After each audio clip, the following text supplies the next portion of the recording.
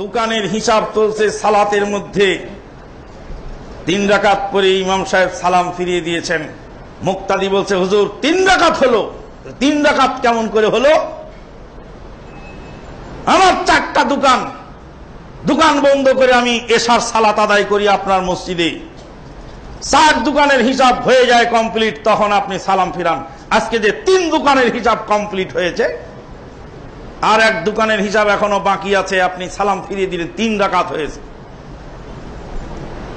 এভাবে সালাত আদায় করা হচ্ছে। তাই তো বাংলাদেশের প্রখ্যাত বাগ্মী মাওলানা দেলওয়ার হুসাইন সাঈদী সাহেব হুঙ্কার দিয়ে বলেছিলেন, কি হবে তোমার মিছিল মিটিংয়ে, কি হবে তোমার আন্দোলন করে, কি হবে তোমার সংগঠনে, যদি তোমার সালাত রাসূলের তরিকায় না হয়। আল্লাহ রাসূল বলেছেন, সাল্লু কামা রাআইতুমুনি উসাল্লি, যেভাবে আমাকে সালাত আদায় করতে দেখো সেইভাবে সালাত আদায় করো।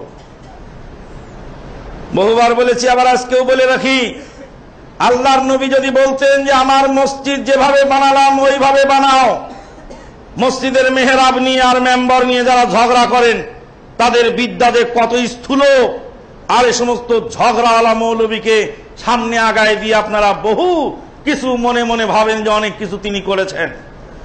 আল্লাহ রাসূল সাল্লাল্লাহু আলাইহি ওয়াসাল্লাম বলেননি যে আমি যেভাবে মসজিদ বানালাম ওভাবে বানাও।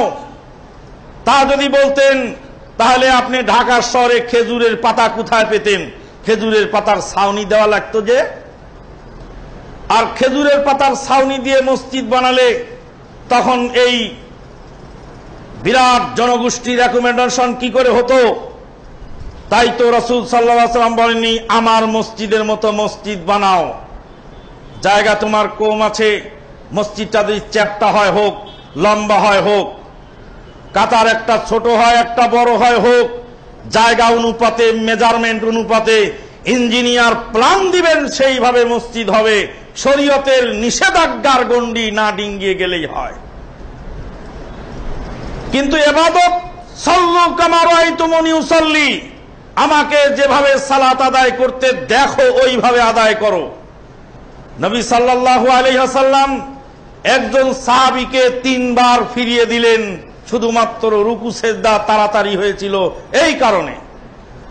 রুকুতে উঠে দাঁড়ান নাই, ওইভাবেই সেজদায় চলে গেছেন।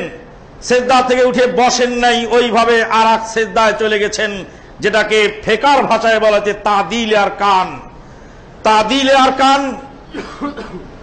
মাযহাবী ভাইদের, হানাফি মাযহাবের ফিকহ অনুযায়ী ওয়াজিব, আর ওয়াজিব যদি সালাতে ছুটে যায় তাহলে সেজদা অনিবার্য।